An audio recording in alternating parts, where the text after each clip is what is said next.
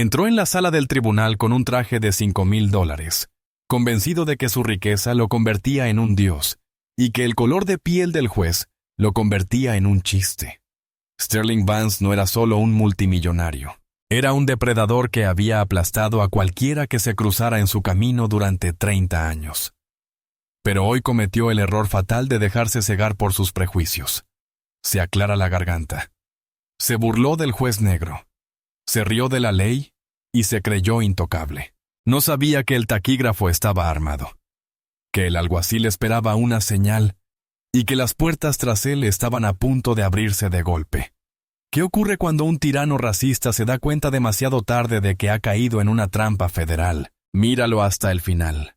Porque el karma que golpea a Sterling Vance no solo es satisfactorio, sino legendario. El aire en la sofisticada Sala 4B del Tribunal Federal de Distrito de Chicago solía ser viciado y reciclado, pero hoy olía a caro. Era la colonia de Sterling. Se aclara la garganta, Vance. Sterling se sentó a la mesa del acusado, reclinado en su silla con una relajación que rozaba la falta de respeto. Tenía 72 años. Cabello canoso peinado a la perfección y dientes cubiertos de porcelana segadora. Era el director ejecutivo de Vance Logistics, un imperio naviero que transportaba de todo, desde autos de lujo hasta productos químicos tóxicos. Para el público, era un gigante de la industria. Para quienes lo conocían de verdad, era un monstruo. Hoy la comunidad de South Willow Creek lo demandaba. Se trataba de una demanda colectiva que alegaba que los camiones de Vance habían estado vertiendo ilegalmente residuos químicos en el suministro de agua del pueblo, causando enfermedades a más de 300 niños. Debería haber sido un día sombrío para él, pero Sterling Vance sonreía. «Deja de dar golpecitos con el bolígrafo, Arthur», le susurró Sterling a su concejal principal, Arthur Pendergast. Arthur estaba sudoroso a pesar del aire acondicionado, conocido por ser el mejor abogado del mundo. Pero incluso él parecía nervioso hoy. «Señor Vance, por favor», respondió Arthur entre dientes, rebuscando entre una montaña de papeles. «El juez Thorne tiene fama. No es uno de los jueces de club de campo a los que estamos acostumbrados. Tenemos que mostrar decoro». Se aclara la garganta. Sterling soltó un bufido breve y burlón. «Thorne, por favor». «Lo busqué. Contratado por discriminación positiva. Probablemente estudió en la escuela nocturna. He comprado y vendido hombres como él una docena de veces. Este juicio es una formalidad, Arthur. El jurado ya está aburrido, y tengo una merienda de golf a las 3. «¡Todos de pie!», gritó el faraón. Su voz profunda hizo temblar los pesados bancos de roble. La puerta tras el banco se abrió de golpe. La sala quedó en silencio, salvo por el crujido de las telas al ponerse de pie. El juez Marcus Thorne entró. Era un hombre imponente, de 1,87 de altura, y hombros anchos que llenaban su toga negra. Thorne se movía con una gracia aterradora. Su piel era del color caoba intenso. Llevaba la cabeza rapada y gafas de montura metálica que no atenuaban la penetrante inteligencia de su mirada. No se limitó a caminar hasta la silla. Marchó. No miró las joyas. No miró la galería. Miró directamente a Sterling Vance. Por una fracción de segundo, Sterling sintió un escalofrío en la nuca. Era un instinto primario, la sensación de una gacela al ver a un león entre la hierba alta. Pero Sterling lo reprimió. «Solo es un funcionario», pensó Sterling. «Gano más en una hora que él en una década». «Siéntese», dijo el juez Thorne. Su voz era de barítono, grave y serena, pero con una fuerza que hacía vibrar los paneles de madera. «Expediente número 404-2. Residentes de Willow Creek contra Vance Logistics», anunció el secretario. El juez Thorne abrió el expediente. Se ajustó las gafas lentamente. «Señor Pendergast», dijo Thorne, dirigiéndose a la defensa. «He revisado su moción de desestimación por falta de pruebas concretas. La deniego», se aclara la garganta. «Procederemos con el testimonio de los testigos de inmediato». Sterling Vance apretó la mandíbula. Se suponía que esa moción iba a funcionar. Se inclinó hacia Arthur. Creí que había dicho que tenía al fiscal de distrito en el bolsillo. «¿El fiscal no es el juez, Sterling?», susurró Arthur, secándose la frente. «Thorne es muy estricto.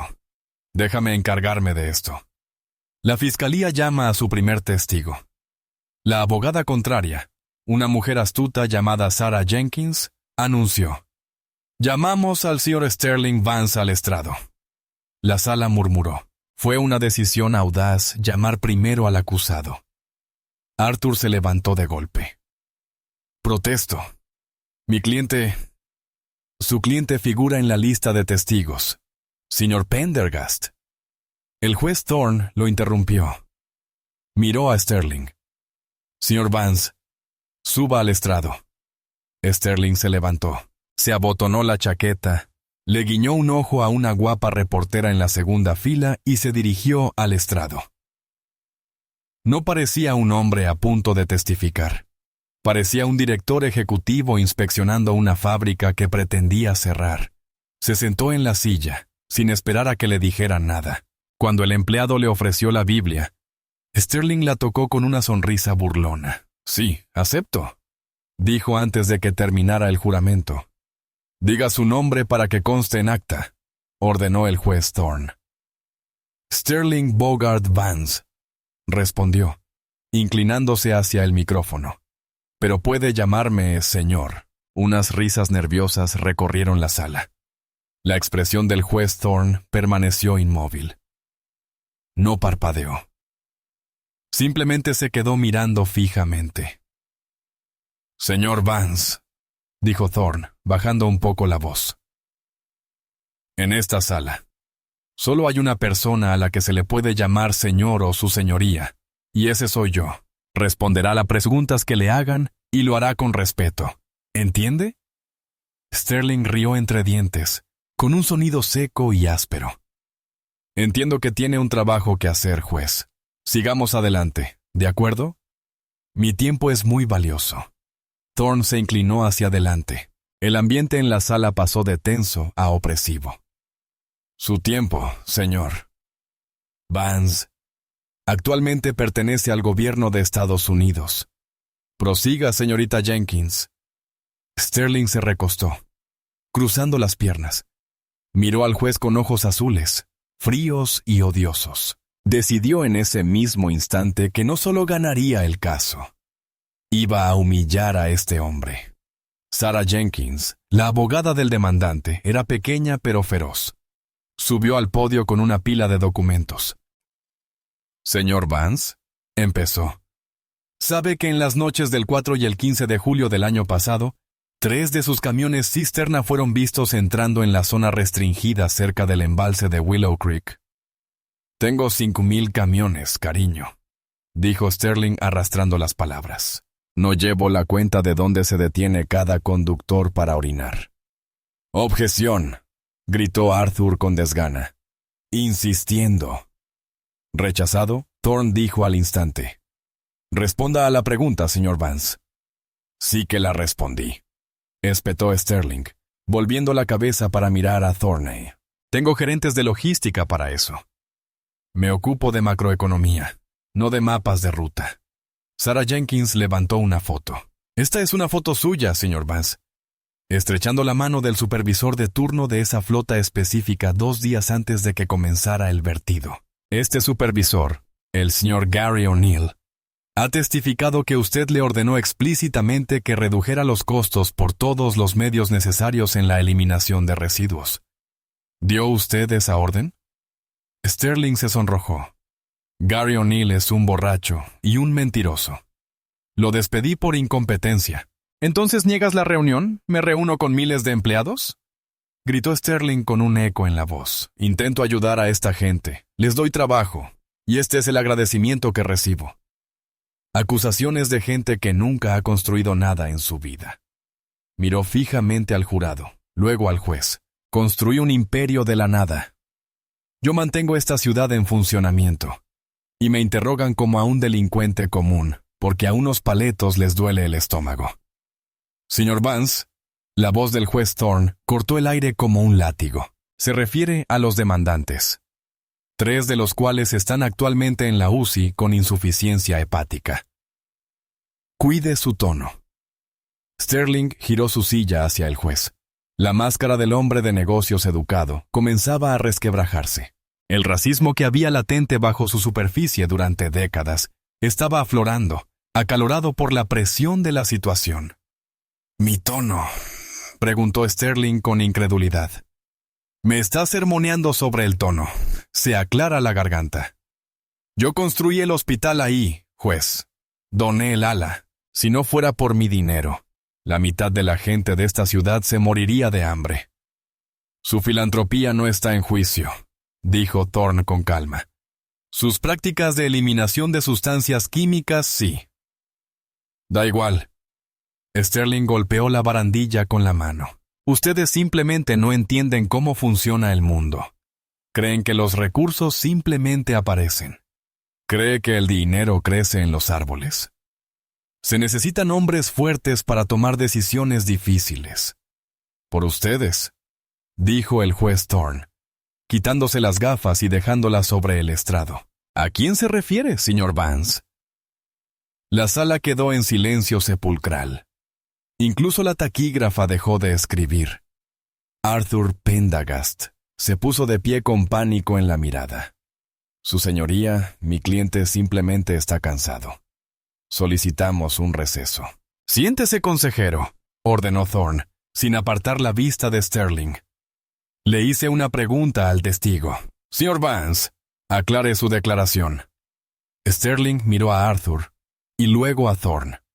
Vio a un hombre negro con un alto cargo de poder interrogándolo. Un titán blanco y adinerado. En la retorcida visión de Sterling, esto era un error de la naturaleza. «¿Sabes exactamente a quién me refiero?», se burló Sterling. «Gente que se aprovecha del trabajo de otros pero no aporta nada. Estás ahí arriba, con tu elegante bata, con un trabajo para cumplir con una cuota, juzgando a un hombre que realmente genera PIB». La galería se quedó sin aliento. Una respiración colectiva dejó sin aliento a la sala. El juez Thorne ni se inmutó. No se enojó. De hecho, se recostó con una expresión extraña e indescifrable en el rostro. Casi parecía lástima. Así que Thorne dijo en voz baja: «¿Crees que este tribunal carece de autoridad para juzgarte por mis antecedentes? Creo que este tribunal es un circo», espetó Sterling. «Y creo que eres el maestro de ceremonias de un espectáculo diseñado para robar a los ricos para pagar a los vagos». «¡Sterling, para!», gritó Arthur Pendergast, violando el protocolo.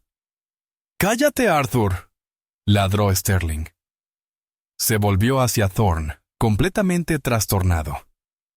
«Ya terminé con esta farsa. No voy a responder más preguntas de gente como tú. ¿Quieres la verdad? La verdad es que yo dirijo este estado. ¿Y tú? Solo eres una molestia temporal». Sterling se levantó para abandonar el estrado. «Señor Vance», dijo Thorne, «siéntese». «¿O qué?», replicó Sterling. «Me acusará de desacato. Adelante, pagaré la multa al salir.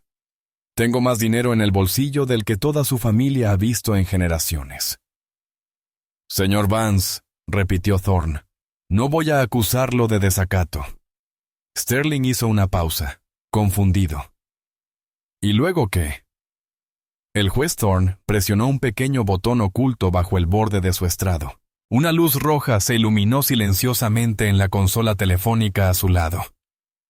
«Voy a dejar que termine», dijo Thorne, «porque está cavando un hoyo, señor Vance, y quiero ver exactamente hasta dónde está dispuesto a llegar». Sterling se rió. Fue un sonido cruel y desagradable. Volvió a sentarse, confundiendo la paciencia del juez con debilidad. Creyó haber ganado la guerra psicológica. Creyó que Thorne temía su influencia. «Eso pensé», dijo Sterling, alisándose la corbata. «Buena jugada, juez. ¿Quiere conservar su pensión?». Se aclara la garganta. «No me traicione». Sarah Jenkins, la fiscal, miró al juez. Parecía aterrorizada, esperando que Thorne diera un golpe con el mazo y pusiera fin a la locura. Pero Thorne asintió casi imperceptiblemente. Continúe. Sara tragó saliva con dificultad. Se acercó de nuevo al estrado. Le temblaban las manos.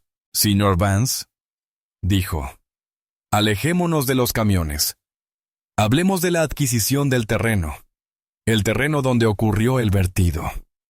Originalmente no era propiedad de Vance Logistics, ¿verdad?» Sterling puso los ojos en blanco. «Lo compramos con justicia. Se lo compraste a una empresa fantasma llamada Blue Heron Holdings», dijo Sara.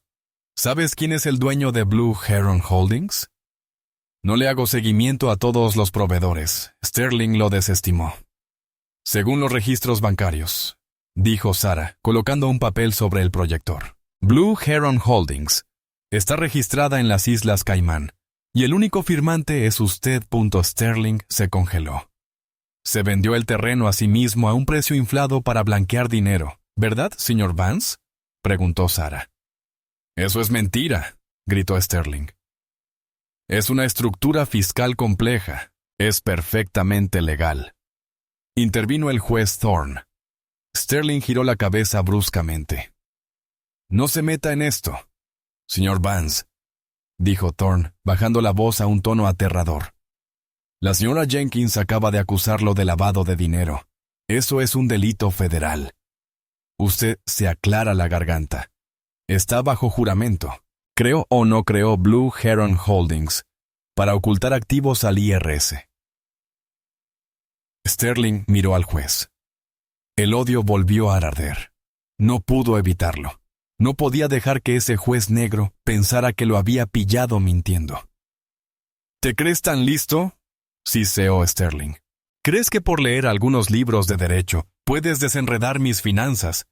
¿Tengo abogados que cobran más por hora de lo que ganas en un año por organizar estas cosas? Sí, soy el dueño de Blue Heron.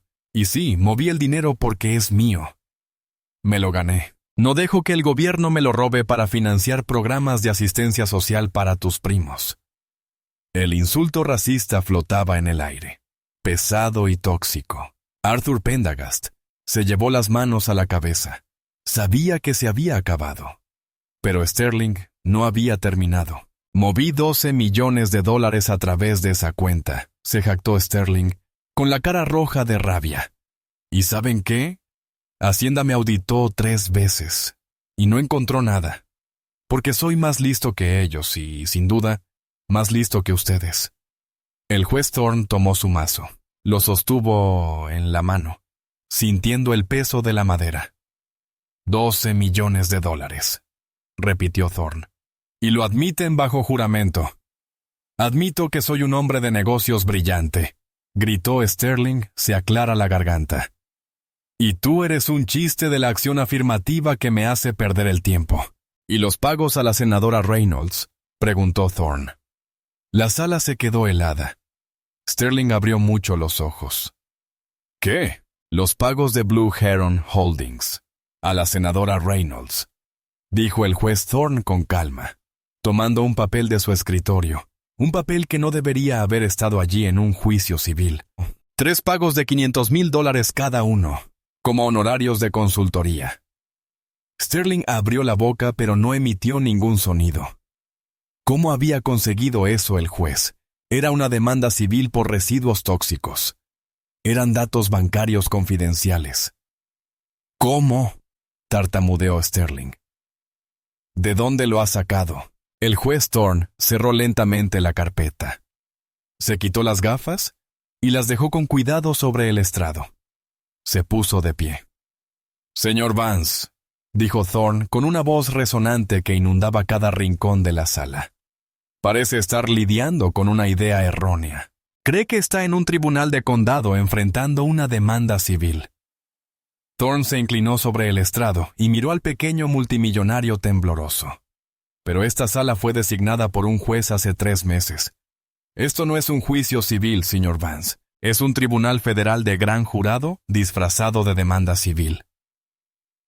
Y no soy solo un juez local». Thorne metió la mano en su toga, sacó una placa dorada y la colocó sobre la madera. «Soy magistrado federal de alto rango del Distrito de Columbia.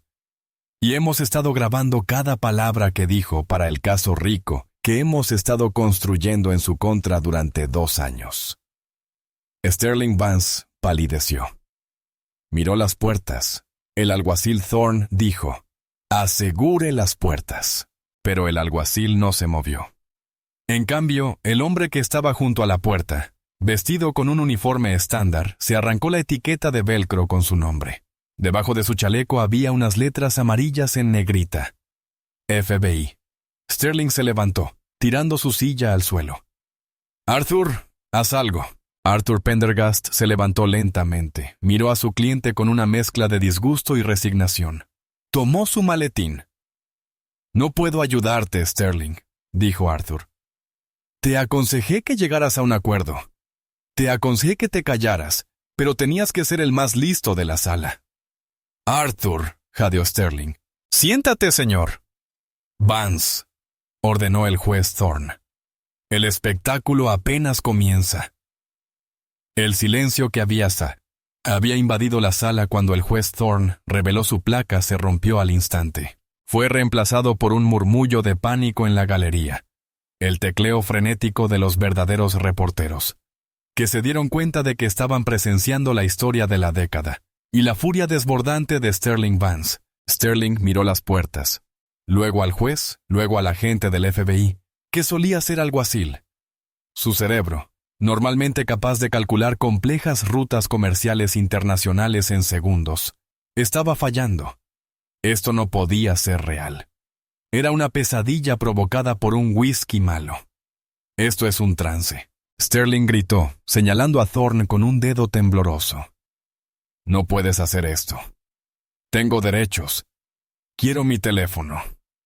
Voy a llamar al fiscal general». «No tiene teléfono, señor Vance», dijo Thorne con voz serena en medio de la tormenta. «Y el fiscal general está informando a la prensa sobre su acusación». Firmó la orden él mismo. El agente de la puerta, el agente especial Miller, se adelantó y sacó unas gruesas esposas de acero de su cinturón.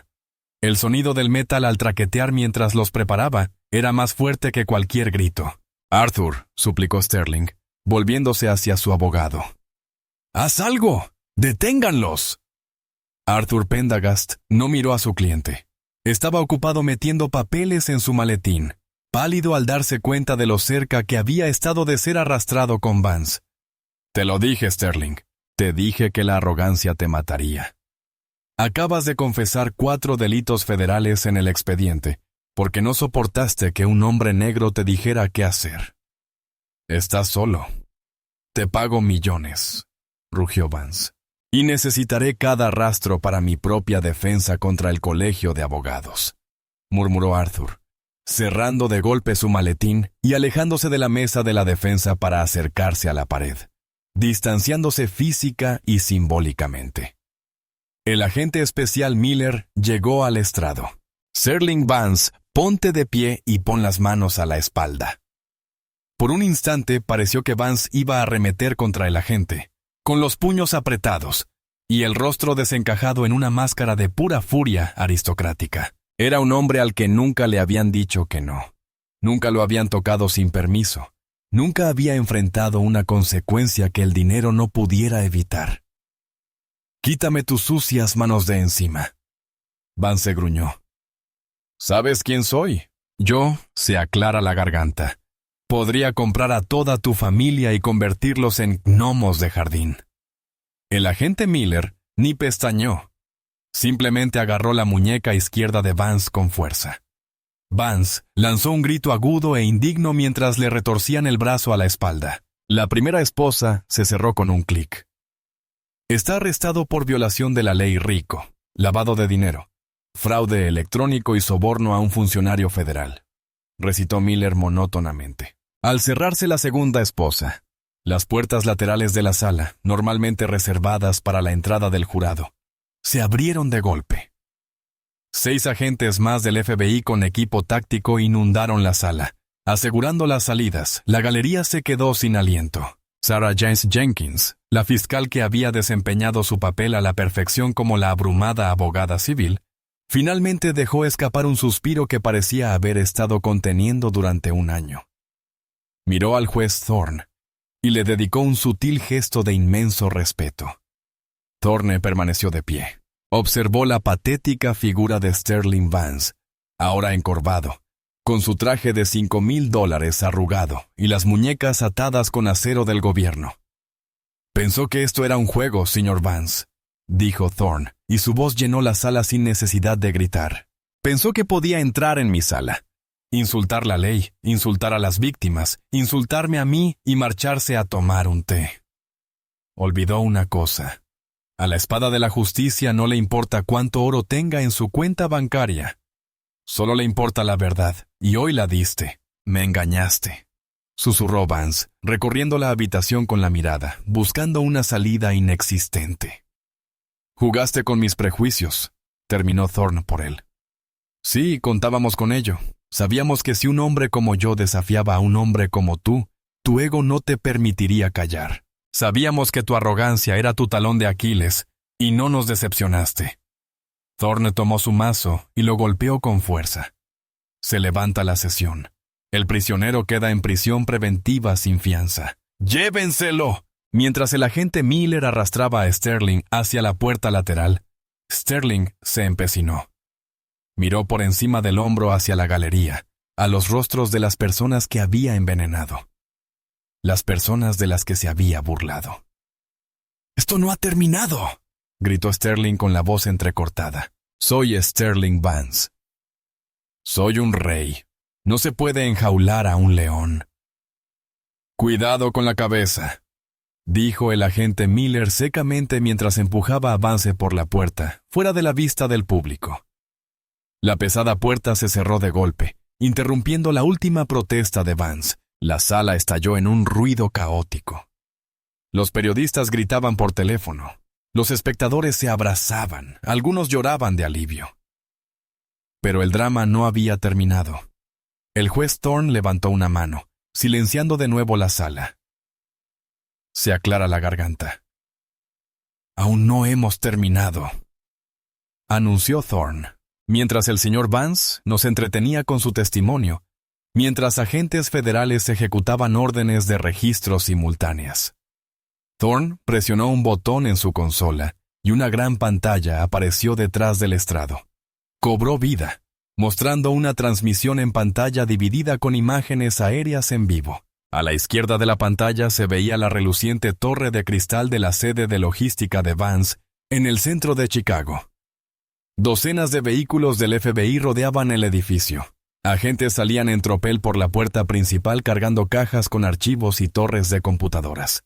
A la derecha se encontraba la lujosa finca de Sterling Vance, en la costa norte. Un vehículo blindado había forzado las enormes puertas de hierro.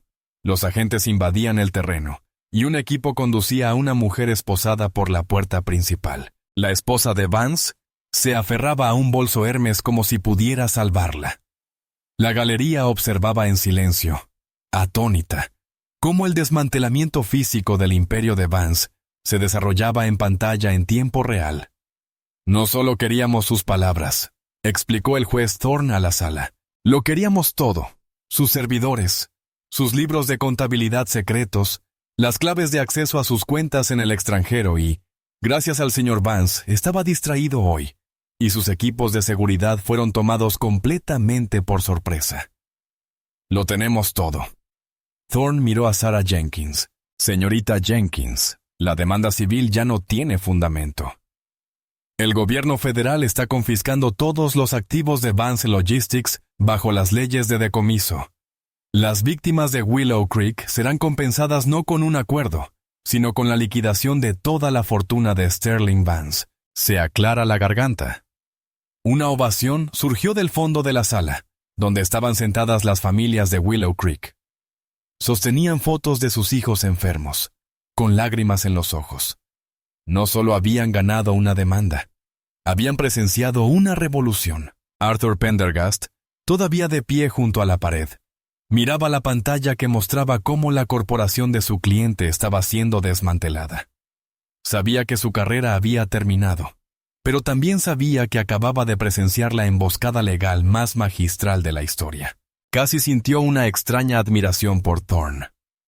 Sterling Vance había entrado en ese tribunal como un titán multimillonario. Salió como un delincuente sin dinero, y ni siquiera se dio cuenta de que la trampa había saltado hasta que las fauces ya estaban cerradas. Sterling Vance pasó su primera noche en la Unidad Federal 7, no con sábanas de algodón egipcio de 200 hilos, sino sobre un fino colchón de vinilo. El aire olía a desinfectante industrial y desesperación. Aún llevaba puesto el traje, ahora terriblemente arrugado. Los guardias le habían quitado la corbata como medida de precaución para evitar el suicidio. Había pasado la noche pidiendo a gritos abogados, senadores de su propiedad, cualquiera que lo escuchara. Nadie acudió. El teléfono de su celda no le llegaba. Estaba en total aislamiento. A la mañana siguiente, lo arrastraron no a una lujosa sala de conferencias, sino a una estéril sala de interrogatorios de hormigón en la oficina local del FBI. Estaba encadenado a una mesa metálica atornillada al suelo. La puerta se abrió y entró el juez Thorne. Ya no llevaba toga. Vestía un elegante traje azul marino a medida, con el mismo aspecto que el magistrado federal de alto rango que era. Sarah Jenkins, ahora fiscal adjunta principal, lo acompañaba junto con el agente Miller. Sterling levantó la vista, con los ojos inyectados en sangre. Sus gorras de porcelana brillaban demasiado en su rostro demacrado. «Tú», espetó. «No puedes interrogarme. Eres juez. Esto es muy irregular». Thorne se sentó frente a él y dejó una carpeta manila sobre la mesa. «No estoy aquí para interrogarte, Sterling. Estoy aquí para mostrarte el futuro. Mi abogado, su abogado, el señor Pendergast, está negociando su propia inmunidad», dijo Sarah Jenkins con frialdad. «Está ofreciendo su testimonio sobre sus planes de soborno a cambio de una reducción de la pena y la inhabilitación en lugar de prisión». Se aclara la garganta. «No tiene abogado ahora mismo». Sterling sintió un escalofrío en el estómago. Arthur se había vuelto loco. «Ya no necesitamos tu confesión, Sterling», dijo Thorne, abriendo la carpeta. «Tenemos más pruebas de las que podemos manejar. El allanamiento de ayer dio sus frutos». Thorne deslizó una fotografía sobre la mesa. Era la imagen de una caja fuerte oculta en la pared del despacho de Vance, abierta. Dentro había fajos de billetes y un pequeño libro de contabilidad negro. «No deberías anotar tus sobornos en un libro físico», dijo Thorne secamente. «Es muy anticuado. Ese libro detalla los pagos a 3 senadores estatales, 2 inspectores de la EPA y la desafortunada senadora Reynolds, que mencionaste ayer. Los tenemos a todos detenidos. Todos están hablando». Sterling miró fijamente la foto de su libro de contabilidad secreto. Ese libro era su póliza de seguro, su influencia sobre hombres poderosos. Ahora era su sentencia de muerte. Sarah Jenkins deslizó otro documento. Esta es una copia impresa del servidor cifrado de su sótano. Contiene los correos electrónicos entre usted y el capataz que ordenó el vertido en Willow Creek. En este correo electrónico del 12 de marzo, escribió: «No me importa si tienen que tirarlo en el patio de la escuela. Simplemente desháganse de los barriles. Es más barato pagar las multas que procesar los residuos». Sterling hizo una mueca. Ver sus propias palabras insensibles en blanco y negro fue impactante. También encontramos las órdenes a su equipo de seguridad con respecto a Gary O'Neill, el denunciante. Continuó Sarah con voz más dura. «Les ordenaste que lo incomodaran». 2 días después, su coche se salió de la carretera. Tenemos al conductor detenido. Dice que le pagaste $50,000 para hacerlo. Eso es intento de asesinato, Sterling. Sterling empezó a temblar. Ya no era solo por dinero. Hablaban de violencia. Y finalmente, Thorne dijo, inclinándose hacia adelante. Su presencia dominaba la pequeña habitación. «Tenemos las cintas». «¿Qué cintas?», preguntó Sterling con voz ronca. «¿De verdad creías que la taquígrafa del tribunal solo estaba escribiendo a máquina?». Thorne sonrió con tristeza. Es especialista en audio forense del FBI. «Cada palabra que dijiste en esa sala, cada insulto racista, cada arrogante admisión de culpabilidad quedó grabada en alta definición. Pero lo más importante es que teníamos un micrófono bajo la mesa de la defensa. Sterling palideció como un fantasma. «Escuchamos todo lo que le susurraste a Arthur», dijo Thorne. «Te oímos admitir que sabías que el juez era un contratado y que pretendías provocarme. Te oímos admitir que eras el dueño del fiscal de distrito, quien, por cierto, fue arrestado esta mañana basándose en ese audio». Thorne cerró la carpeta. El sonido resonó como un disparo en la pequeña habitación. Las multas por robo conllevan una pena mínima obligatoria de 20 años. Sterling Thorne dijo: «Con el lavado de dinero, el soborno, el fraude electrónico y los delitos ambientales que resultan en lesiones corporales, te enfrentas a un mínimo de 150 años en una prisión federal de máxima seguridad. Morirás en una caja de concreto, Sterling, y morirás pobre». Sterling miró la mesa. La lucha lo abandonaba. La realidad de su situación le dejaba sin aliento. El imperio que había construido durante 40 años había sido desmantelado en 24 horas por la misma gente que despreciaba. «¿Por qué?», susurró Sterling, mirando a Thorne con lágrimas en los ojos. «¿Por qué llegaste tan lejos? ¿Por qué yo?». «Porque creías estar por encima de las consecuencias», dijo Thorne en voz baja. «Porque lastimaste a niños para ahorrarte unos $. Y sí, Sterling, porque necesitabas aprender que el color de la piel de un hombre no influye en su capacidad para derribarte». Thorne se puso de pie. «La lectura de cargos es en 1 hora. La prensa ya está allí. Te sugiero que intentes encontrar un poco de dignidad antes de irte. Es lo único que te queda». Thorne se dio la vuelta y salió de la sala, seguido de Jenkins y Miller. La pesada puerta metálica se cerró con un ruido metálico, dejando a Sterling Vance solo con el silencio y el peso aplastante de su propio karma. Habían pasado 6 meses desde que las puertas del tribunal se cerraron de golpe sobre el imperio de Sterling Vance. El calendario en la pared de la secretaría del tribunal marcaba el 14 de diciembre. Afuera del edificio federal Dirksen, Chicago estaba sumida en un crudo invierno gris. El aguanieve azotaba los enormes ventanales del vestíbulo. Pero el clima no había disuadido a la multitud. De hecho, el frío parecía endurecer su determinación. La fila para entrar a la sala del tribunal había comenzado a formarse a las 4:00 a las 7:00. Había dado la vuelta a la manzana. Camiones satelitales de todas las principales cadenas de noticias, CNN, Fox, BBC, Al Jazeera, estaban estacionados en 3 filas a lo largo de la calle Dearborn. Sus antenas apuntaban al cielo como un bosque mecánico, listas para transmitir la caída de un titán estadounidense al mundo entero. Esto no era solo una audiencia de sentencia. Era la ejecución pública de un legado. Dentro de la sala 4B, el ambiente era sofocante. El aire acondicionado estaba encendido, pero la gran cantidad de cadáveres apiñados en la sala revestida de caoba elevaba la temperatura. Todos los asientos de la galería estaban ocupados. La sala de espera al final del pasillo estaba llena de gente de pie, observando a través de monitores de circuito cerrado. En la primera fila se sentaron los sobrevivientes de Vance, un grupo de 30 familias de Willow Creek. No llevaban ropa cara, vestían vaqueros desgastados, gruesos abrigos de invierno que habían conocido tiempos mejores, y mostraban una determinación sombría. Muchos sostenían fotografías enmarcadas de niños que no pudieron estar allí, niños que estaban en camas de hospital, o peor aún, enterrados por los productos químicos que Sterling Vance había ordenado, vertidos en su nivel freático. A las 8:55 la puerta lateral se abrió. La sala quedó en un silencio sepulcral. 2 alguaciles estadounidenses salieron, hombres corpulentos con rostros pétreos.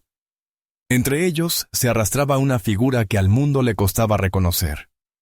Sterling Vance, el hombre que había entrado en esta misma sala 6 meses antes, con un traje italiano a medida de $5,000 y una mueca de invencibilidad, había desaparecido. En su lugar, había un fantasma. Vestía un mono federal naranja brillante que colgaba de su cuerpo esquelético como una tienda de campaña. Había perdido al menos 18 kilos. Su piel, antes bronceada por los fines de semana en los Hamptons y los viajes de golf a Augusta, era ahora de un gris translúcido y enfermizo, del color del papel de periódico mojado. Pero fue su rostro lo que impactó a los periodistas que dibujaban furiosamente en la segunda fila. El característico cabello plateado de Sterling, usualmente peinado como un casco de autoridad, era fino, grasiento y ralo. El costoso tinte le había crecido, revelando áreas de raíces blancas y amarillentas. Sin lentes de contacto, usaba unas gafas de montura gruesa de plástico que le había proporcionado el optometrista de la prisión, que magnificaban sus ojos inyectados en sangre y aterrorizados. No caminaba. Arrastraba los pies. Una pesada cadena le sujetaba los tobillos, obligándolo a dar pasos de 15 centímetros. Otra cadena le sujetaba las muñecas a una faja abdominal, manteniendo las manos atadas a la cintura. El sonido del metal tintineando. Tintineo, arrastre, tintineo, arrastre. Era el único sonido en la habitación. Sterling no miró hacia la galería. No miró a los periodistas. Tenía la vista clavada en el suelo, con los hombros encorvados, como si quisiera desaparecer. Durante 6 meses, estuvo recluido en régimen de aislamiento en el Centro Correccional Metropolitano, aislado para su propia protección, ya que la población en general sabía exactamente quién era y qué les había hecho a los niños. El aislamiento lo había destrozado. El silencio de la celda había sido mucho más fuerte que el rugido del parqué. Llegó a la mesa de la defensa y se sentó. No había ningún Arthur Pendergast a su lado. Arthur cumplía el primer año de su propio acuerdo de culpabilidad de 5 años en un centro de detención de mínima seguridad en Florida. Junto a Sterling se sentaba una defensora pública, una joven con exceso de trabajo llamada Sashora, con Incaid, que miraba a su cliente no con compasión, sino con desapego profesional. ¡Todos de pie!, gritó el bailiff. Su voz quebró la tensión como un látigo. Entró el juez Marcus Thorne. Si Sterling Bass había menguado, el juez Thorne parecía haber crecido. Se movía con el lento y aterrador impulso de una glacia. Su túnica negra ondeaba a su alrededor, absorbiendo la luz. Subió los escalones hasta el banco y se sentó, recorriendo la sala con la mirada por encima de las gafas. No habló durante un buen rato. Dejó que el silencio se prolongara, obligando a todos los presentes a sentarse en la incomodidad del momento. Finalmente, su mirada se posó en la figura vestida de naranja sentada en la mesa de la defensa. Expediente número 24 CRCDF, dijo Thorne, con una voz de barítono profunda y resonante que no requería micrófono para llegar al fondo de la sala. Estados Unidos de América contra Sterling, Bogart Vance. Audiencia de sentencia.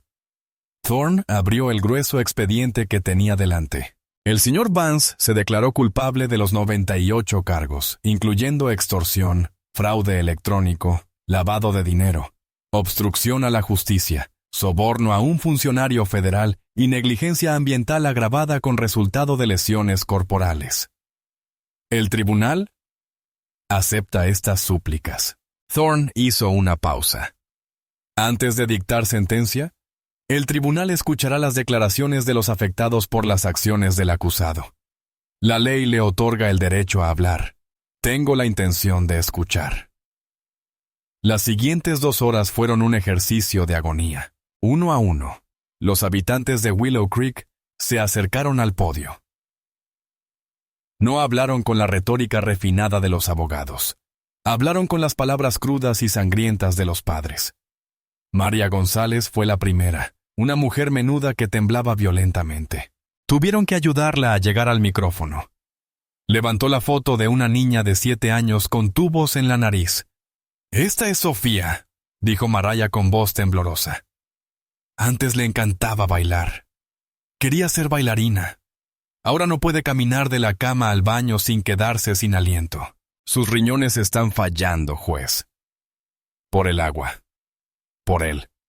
Señaló a Sterling con un dedo tembloroso. Sterling no levantó la vista. Cerró los ojos con fuerza. Un músculo de su mandíbula saltó. «Señor Vance tiene miles de millones», lloró Mariah, aferrándose al podio. «Tiene aviones e islas. Mi hija necesita un trasplante que cuesta $200,000 y el seguro no lo cubre. Cambió los riñones de mi hija por un dividendo trimestral más alto en acciones. Quiero saberlo. Quiero saber si siquiera recuerda haber firmado con el periódico. ¿Pensaste siquiera en nosotros? ¿O solo éramos números en una hoja de cálculo?» Sterling se quedó mirando la veta de la madera de la mesa. En su mente, intentaba retirarse a su lugar feliz, la cubierta de su yate, el Vance Vanguard, saboreando un gin tonic. Pero el yate había desaparecido, confiscado por los alguaciles. El recuerdo se desvaneció y se desvaneció, reemplazado por el sollozo de Mariah. Luego llegó Gary O'Neill, el ex supervisor de la flota. Caminaba con una fuerte cojera, apoyado en un bastón. El accidente que Vance había provocado le había destrozado la pelvis y puesto fin a su carrera. «Intenté decírselo», dijo Gary, con la voz cargada de ira. «Entré en su oficina hace 3 años. Le dije que los barriles tenían fugas. Le dije que el suelo se estaba poniendo morado. Se rió de mí. Me dijo que si no me gustaba mi sueldo, podía irme a trabajar a un restaurante de comida rápida. Luego, cuando fui a la EPA, envió hombres para sacarme de la carretera». Gary fulminó con la mirada a Sterling con la cabeza.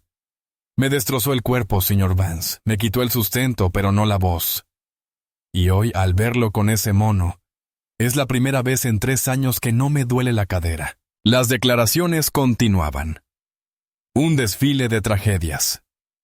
Padres que habían perdido sus trabajos porque el pueblo se consideraba una zona tóxica. Una abuela criando a 3 nietos porque su madre murió de un cáncer raro relacionado con los químicos. Durante todo aquello, Sterling Vance se quedó paralizado. No sentía remordimiento. Era incapaz de sentirlo. Sentía una profunda compasión narcisista por sí mismo. «¿Por qué me hacen esto?», pensó. «Soy un creador de empleo. Soy un visionario. Estas personas son hormigas. ¿Por qué me obligan a escuchar a las hormigas gritar?». Finalmente, las declaraciones terminaron. La sala del tribunal se llenó del sonido de sollozos y el crujido de pañuelos. El juez Thorne cerró la carpeta de impacto de la víctima. Apoyó las manos planas sobre el escritorio. «Sir Vance», dijo Thorne, «tiene derecho a declarar antes de la sentencia. ¿Desea hablar?». La señora Kincaid, la defensora pública, le susurró a Sterling. «Debería decir algo. Demuestre arrepentimiento. Podría quitarle 5 años de prisión». Sterling se levantó lentamente. Las cadenas resonaron con fuerza. Se agarró a la mesa para apoyarse. Miró al juez Thorne. Por un instante, un destello del antiguo Sterling, el arrogante multimillonario, brilló en sus ojos, pero se extinguió rápidamente al ver a los guardias armados detrás de él. Se acercó al micrófono. Se lamió los labios secos y agrietados. La voz de Sterling era áspera. Se aclaró la garganta. Era un hombre de negocios. «Tomé decisiones difíciles. La economía, el mercado. Exigía eficiencia». Miró el joyero, que ya estaba vacío, y luego la galería. No vio compasión, solo odio. «Lamento que la gente haya enfermado», murmuró Sterling, con un sabor a ceniza en las palabras. «No era mi intención causar daño», se aclara la garganta. «Solo intentaba maximizar el valor para mis accionistas. Confié en que mis subordinados se encargarían de los detalles, si lo hubiera sabido». «¡Alto!», dijo el juez Thorne. Esa sola palabra detuvo a Sterling a media frase. «No venga a mi sala a mentirme una última vez», dijo Thorne en voz peligrosamente baja. «Tenemos sus correos electrónicos, señor Vance. Tenemos las grabaciones». Ordenó explícitamente la venta para ahorrar un 0,4% en sus ganancias. Ordenó el asesinato del señor O'Neill. No confiaba en sus subordinados. Les ordenó que infringieran la ley. Sterling se desplomó. «No tengo nada más que decir». «Entonces siéntese», ordenó Thorne. Sterling se desplomó en su silla. El juez Thorne se quitó las gafas. Se frotó el puente de la nariz y luego miró a la multitud reunida. Cuando habló, su voz no era solo judicial, era histórica. Sterling Vance, comenzó Thorne. Se aclara la garganta. Usted se sentó en esa silla de testigos hace 6 meses y le dijo a este tribunal que era un titán. Afirmó que su riqueza le otorgaba una comprensión única del mundo y que las leyes de esta nación eran obstáculos incómodos para hombres de su estatura. Te burlaste del concepto mismo de igualdad. Me miraste, un representante del sistema de justicia de Estados Unidos, y solo viste un color, viste un estereotipo. Pensaste que, ¿por quién soy yo y quién eres tú? Eras intocable. Thorne se inclinó hacia adelante, clavando la mirada en Sterling. Esa arrogancia es la razón por la que estamos aquí. Creíste que podías envenenar un pueblo porque sus habitantes eran pobres. Creíste que podías comprar a un senador porque todo tiene un precio. Creíste que podías insultar a un juez porque te sentías superior a él. Thorne cogió un papel. Las directrices federales de sentencias son una fórmula matemática compleja. Tienen en cuenta la gravedad del delito, las pérdidas económicas y el daño a la vida humana. He calculado su puntuación, señor Vance. Es desorbitada. Literalmente, ha exprimido al máximo todas las variables del sistema. La sala contuvo la respiración. Los dedos de la taquígrafa revoloteaban sobre sus teclas, capturando la historia. Por los cargos del 1 al 20, fraude electrónico y lavado de dinero, anunció Thorne. Lo condeno a 20 años por cada cargo, que se cumplirán simultáneamente. Sterling dejó escapar un breve suspiro. 20 años. Tenía 62 años. Moriría en prisión. Pero tal vez, sin embargo, continuó Thorne, alzando la voz. Por los cargos del 21, de 1 al 40, violación de la ley de agua limpia, con resultado de muerte y graves lesiones corporales, lo condeno a 30 años, que se cumplirán consecutivamente a la sentencia anterior. Sterling levantó la cabeza de golpe. Eran 50 años. Por el cargo 41, conspiración para cometer asesinato en relación con el ataque al señor Gary O'Neill, con la espina roja y la mirada fija. Lo condeno a 25 años consecutivos. 75 años. Y finalmente, dijo Thorne, mirando los cargos rico. Por el cargo de crimen organizado, liderar una organización criminal que corrompió sistemáticamente la seguridad política y ambiental del estado de Illinois, lo condeno a la pena máxima permitida por la ley. 100 años consecutivos. Las matemáticas impactaron a la sala como un golpe físico. La sentencia total, declaró el juez Thorne, es de 215 años bajo custodia de la Oficina Federal de Prisiones.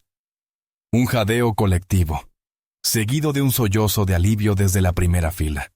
Eran, en efecto, 3 cadenas perpetuas. Sterling Vance nunca volvería a respirar aire libre.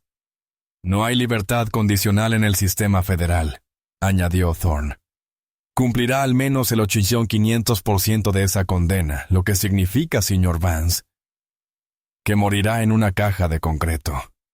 Sterling temblaba tanto que le castañeteaban los dientes. Parecía que estaba sufriendo una convulsión. Pero Thorne no había terminado. No hemos terminado, dijo el juez. La cárcel es el castigo por tu cuerpo. Pero también debemos abordar el castigo por tu avaricia. Thorne recogió un segundo documento sellado con el sello del Departamento de Justicia. Se pasó la vida acumulando cosas, señor Vance. Casas, coches, aviones, oro. Usaba estas cosas como escudo para distanciarse de las personas a las que lastimaba. Hoy le han quitado el escudo. Thorne empezó a leer la orden de decomiso, y fue el desmantelamiento de una vida. En virtud de la acusación formal, el tribunal ordena la incautación inmediata de la propiedad de Vance en Lake Forest, el ático en Manhattan, la villa en Tuscany y la isla privada en Exumus. Sterling gimió. La isla. Allí era donde se jubilaría. El tribunal incauta el avión Gulfstream G650.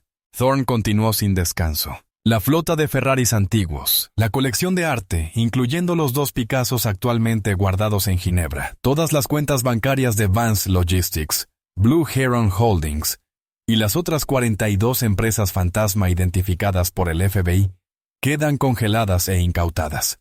Thorne examinó a los fiscales. ¿Cuál es el valor total estimado de estos activos? Sarah Jenkins se puso de pie. Su señoría, las tasaciones actuales estiman el valor de liquidación en aproximadamente $4,200 millones. Thorne dio una orden y golpeó el mazo. Cada centavo de esos $4,200 millones se depositará en un fideicomiso de restitución. Pagará los trasplantes de riñón de los niños de Willow Creek. Pagará la remediación del suelo del pueblo. Pagará los salarios perdidos de los trabajadores. Reconstruirá las vidas que destruyeron. Thorne miró a Sterling, quien ahora lloraba abiertamente, con los horribles y agitados sollozos de un hombre que había perdido a su Dios, su dinero. «Se marcha de esta sala de porpas, señor Vance», dijo Thorne en voz baja, pero resonando en el silencio. El traje con el que fue arrestado ha sido subastado. El reloj que llevaba ha desaparecido. Incluso los empastes de oro en sus dientes, si se pagaron con fondos ilícitos, técnicamente pertenecen a la gente de Willow Creek. Thorne cerró el expediente. La firmeza de la moción fue como si se cerrara de golpe la tapa de un ataúd. Te han despojado de tu fortuna, tu libertad y tu nombre. Tú, se aclara la garganta. Ya no eres el director ejecutivo Sterling Vance. Eres el recluso número 924. Llévenselo. Los 2 alguaciles agarraron a Sterling por los brazos. No tenía fuerzas para levantarse, así que lo levantaron. ¡No!, gimió Sterling, con la voz quebrada en un grito agudo. No pueden hacer esto. Soy Sterling Vance. Construí esta ciudad. Soy un rey. ¡Muévanse!, gruñó el alguacil, empujándolo hacia la puerta lateral. ¡Mi isla!, gritó Sterling, forcejeando contra las cadenas, mirando hacia la galería con ojos desorbitados. «Devuélvanme mi dinero. Es mío. Me lo gané. Son todos unos ladrones. Ladrones». La galería observó en silencio atónito cómo arrastraban al exmultimillonario, pataleando y gritando como un niño pequeño, hacia la celda. Parecía patético. Parecía pequeño. El racismo, el poder, la arrogancia, todo se había evaporado, dejando solo a un anciano asustado y destrozado frente a la oscuridad que él mismo había creado. Al llegar a la puerta, Sterling miró al juez Thorne por última vez. Quiso escupir, maldecir, decir algo que le diera la última palabra, pero el juez Thorne ni siquiera lo miraba. Thorne ya había cogido su pluma y firmaba el siguiente documento en su escritorio, despidiendo a Sterling Vance como si no fuera más que un error administrativo finalmente corregido. La pesada puerta de acero se cerró de golpe, cortando al instante la respiración de Sterling. La sala permaneció en silencio un instante más. Entonces, como si se hubiera roto un hechizo, la sala estalló. Las familias de Willow Creek se abrazaron, con lágrimas corriendo por sus rostros. María González sostuvo la foto de su hija contra su pecho y miró al techo, susurrando una oración de agradecimiento. Los reporteros corrieron hacia las puertas, con los teléfonos pegados a los oídos, apresurándose para ser los primeros en transmitir el titular. Vance condenado a 215 años. El juez Thorne se puso de pie. El alguacil gritó: ¡Todos de pie! Thorne recogió su toga. Miró a Sarah Jenkins, la fiscal que lo había ayudado a orquestar la trampa. Le dedicó un único y solemne asentimiento, como un guerrero que reconoce a otro tras ganar la batalla. Se aclara la garganta. Entonces Marcus Thorne se giró y entró en sus aposentos. No sonrió. No celebró. Simplemente respiró hondo. Se quitó la túnica y la colgó en el gancho. La justicia no requería una vuelta de la victoria. Solo requería la verdad. Y afuera, por primera vez en días, las nubes grises sobre Chicago comenzaron a disiparse, dejando que un único rayo de sol brillante atravesara la penumbra invernal. Se aclara la garganta. Sterling Vance creía que su dinero lo hacía intocable, y sus prejuicios lo hacían superior. Aprendió a las malas que cuando dejas que el odio te ciegue, nunca ves la trampa hasta que es demasiado tarde. Entró siendo multimillonario y salió como un prisionero en bancarrota, destinado a morir en una jaula, abatido por quienes despreciaba. Es el recordatorio definitivo de que nadie está por encima de la ley, y que el karma siempre cobra sus deudas con intereses. Si disfrutaste esta historia de justicia suprema, dale a me gusta. Se aclara la garganta. Realmente ayuda a que el canal crezca. Comparte este video con alguien que necesite ver a un tirano recibir su merecido. Y no olvides suscribirte y activar la campanita para no perderte nuestra próxima historia de drama y karma duro. Gracias por ver.